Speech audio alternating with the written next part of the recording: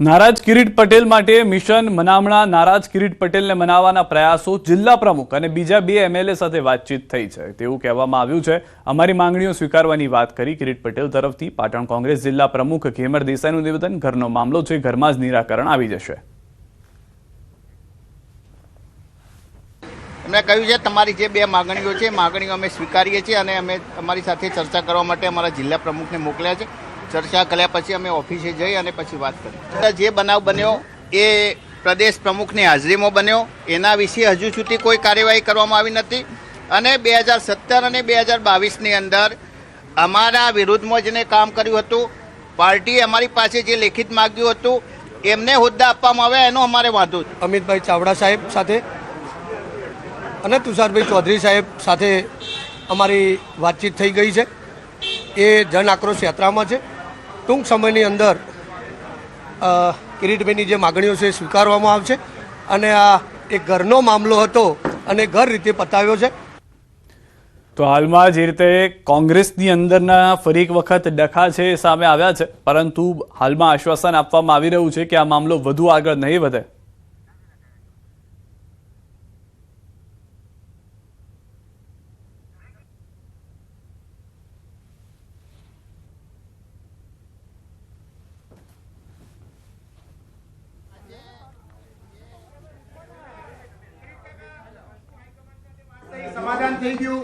આજે કોઈ પહેલા તો કોઈ પ્રેશર ટેકનિક હતી નહીં।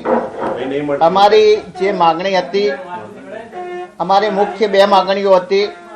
પહેલા પણ મેં કહ્યું હતું કે રાધનપુરની અંદર જે બનાવ બન્યો છે એ બનાવ એ પ્રદેશ અધ્યક્ષ અને વિરોધ પક્ષના નેતાની રૂબરૂના બંધન બન્યો છે અને બીજું કે એસસી સેલની પાટણની અંદર જે નિમણૂક કરવામાં આવી, મેં પહેલાં પણ કહ્યું હતું કે પ્રમુખનો જયાબેનનો અમારે કોઈ વિરોધ નથી, પરંતુ જે પણ નિમણૂકો કરવામાં આવી એની અંદર 2017 અને 2019ની અંદર અમારા વિરુદ્ધમાં જે કામ કર્યું હતું, અમારા વિસ્તારના એવા લોકોને પ્રદેશ કક્ષાએ પ્રાધાન્ય આપવામાં આવ્યું હતું, પ્રદેશ કક્ષાએ એમનો સમાવેશ કરવામાં આવ્યો હતો।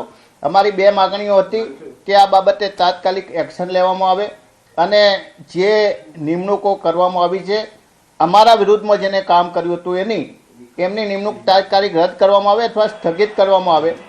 અત્યારે સવારથી મારી સાથે અમારા બંને સાથી ધારાસભ્ય અમરતજીભાઈ, દિનેશભાઈ અને અમારા જિલ્લા પ્રમુખ અમારા દંડક વિમલભાઈ ચુડાસમા, આ તમામ સાથે ચર્ચા થઈ। છેલ્લે અમિતભાઈ ચાવડા સાથે પણ ચર્ચા થઈ અને એમને વિશ્વાસ આપ્યો છે કે 4-5 દિવસની અંદર 4 તારીખ બાદ જ્યારે આ યાત્રા જેવી પૂરી થશે એવી યાત્રા પૂરી થયા પછી તમારી જે બંને માગણીઓ છે એ બંને માગણીઓ વિશે અમારો નિર્ણય લેવાઈ ગયો છે। શિસ્ત કમિટીની મિટિંગ બોલાવી અને તાત્કાલિક અમે જે વ્યક્તિએ ચાલુ સભામાં પ્રદેશ મોવડી મંડળની આગેવાનીમાં એમની હાજરીમાં જે પાર્ટીને નુકસાન કરવાનો અને પાર્ટીને બદનામ કરવાનો અને અમને ભાષણ રોકવાનો પ્રયાસ કર્યો તો એમની સામે એક્શન લેવામાં આવશે। અને જે અમારા વિરુદ્ધમાં જે વ્યક્તિઓએ કામ કર્યું હતું એવા વ્યક્તિઓ કોણ છે એમના નામ એ જે પ્રદેશ કક્ષાએ એમને સમાવવામાં આવ્યા છે એમને રદ કરવામાં આવશે। એટલે એમને અમને વિશ્વાસ આપ્યો છે, ખાતરી આપી છે અને એમના વિશ્વાસ અમારા પ્રદેશ પ્રમુખના અમને જે વિશ્વાસ અને બાંયધરી આપી છે એના આધારે હાલ પૂરતું અમે રાજીનામું આપવાનું અમે રદ કર્યું છે। પરંતુ આ સમગ્ર બાબતની જાણ અમે પત્ર લખી અને જે હકીકત બની છે એ અંગ્રેજીની અંદર અમે ડ્રાફ્ટ તૈયાર કર્યો છે અને એ ડ્રાફ્ટ અમે કેસી વેણુગોપાલ અને એઆઈસીસીને મોકલી આપીશું। કિરીટભાઈ, આ કોણ વ્યક્તિઓ હતા જે ખોટી નિમણૂક, જે વ્યક્તિઓ નામ જો કે અમને કોણ એવું કે જે આ પાર્ટીની અંદર અમને કોન્ફિડેન્શિયલ રિપોર્ટ માગેલો હતો તો પાર્ટીની અંદર અમે 2017 અને 2022ની અંદર અમે નામ આપેલા છે। પાર્ટીની અંદર એઆઈસીસીની અંદર અને પીસીસીની અંદર આવા નામ એ પડેલા છે। કોન્ફિડેન્શિયલ રિપોર્ટ એ પાર્ટી પાસે છે, એ પાર્ટી જ્યારે એ ઉપર એક્શન લેશે ત્યારે અમે નામ જાહેર કરીશું।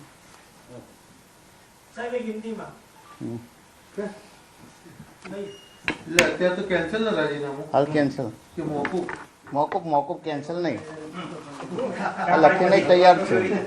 भाई आपकी नाराजगी दूर हुई है, हाईकमान से बातचीत हुई है, क्या डिसीजन लिया गया है इस्तीफे के बारे में? आज हमने 3 बजे तक दंडक पद से इस्तीफा देने की बात की थी।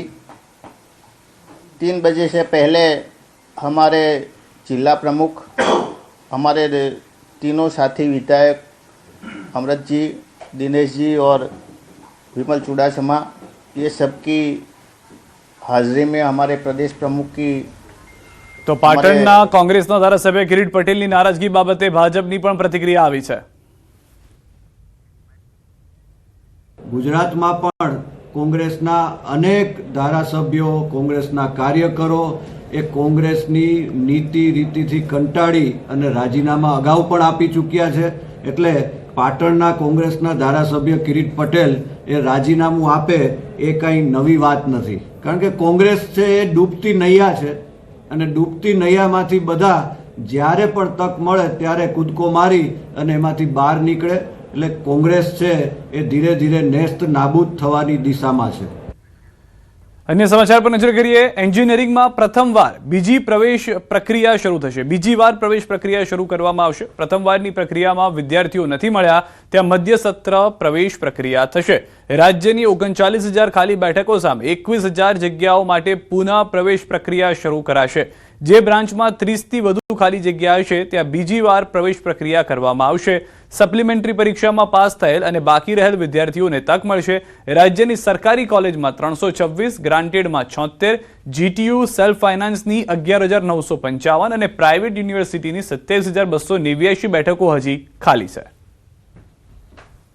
આ સમગ્ર પ્રક્રિયા છે એ એસીપીસી દ્વારા હાથ ધરવામાં આવશે અને રાજ્ય સરકાર દ્વારા જે પ્રમાણે ઠરાવ કરવામાં આવ્યો છે તેમાં જે કોઈ કોલેજમાં 30 કે તેથી વધારે સંખ્યા ખાલી હશે, વેકેન્ટ હશે, તો તેમની એ બ્રાન્ચમાં જ એડમિશન પ્રક્રિયા હાથ ધરવામાં આવશે।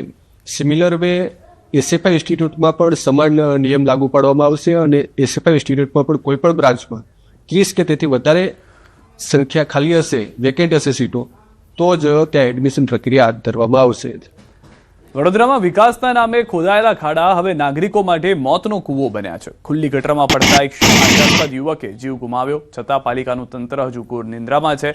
માંજલપુરની ઘટના બાદ પણ શહેરમાં ઠેર ઠેર ખુલ્લા ખાડા જોવા મળી રહ્યા છે। ટ્રાફિકથી સતત ધમધમતા રોડ પર કોન્ટ્રાક્ટરોએ માત્ર પ્લાસ્ટિકની પટ્ટીઓ બાંધીને પોતાની જવાબદારી પૂરી કરી। રાતના અંધારામાં પ્લાસ્ટિકની પટ્ટીઓ ના દેખાતા લોકોમાં ભય અને રોષ જોવા મળ્યો। શહેરની આ દયનીય સ્થિતિ માટે વિપક્ષે કોન્ટ્રાક્ટરો અને શાસકોની મિલીભગત જવાબદાર હોવાનો આક્ષેપ કર્યો।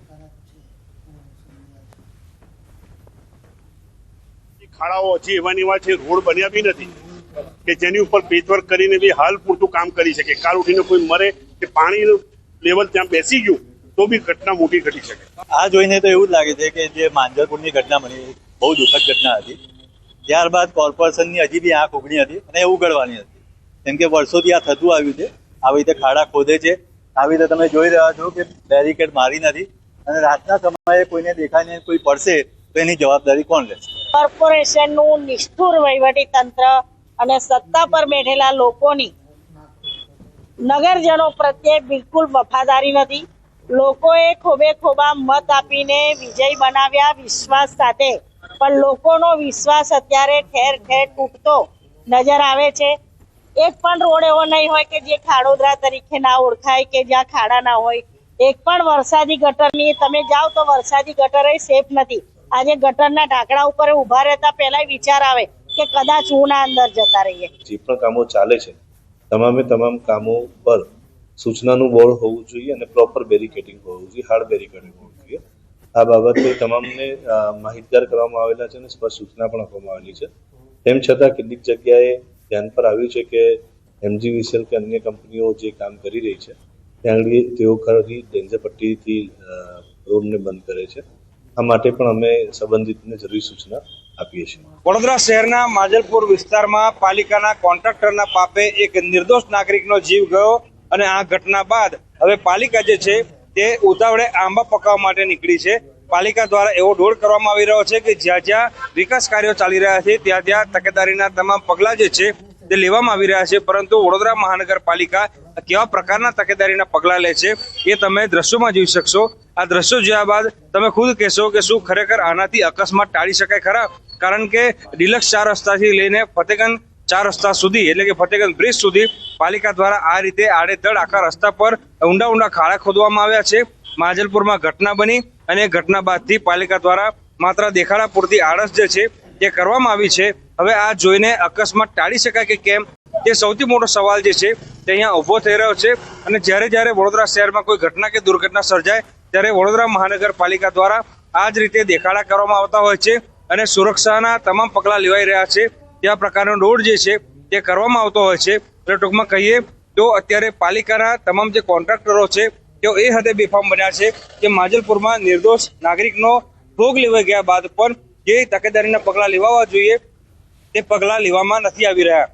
હાર્દિક દીક્ષિત, ન્યૂઝ 18 ગુજરાતી, વડોદરા.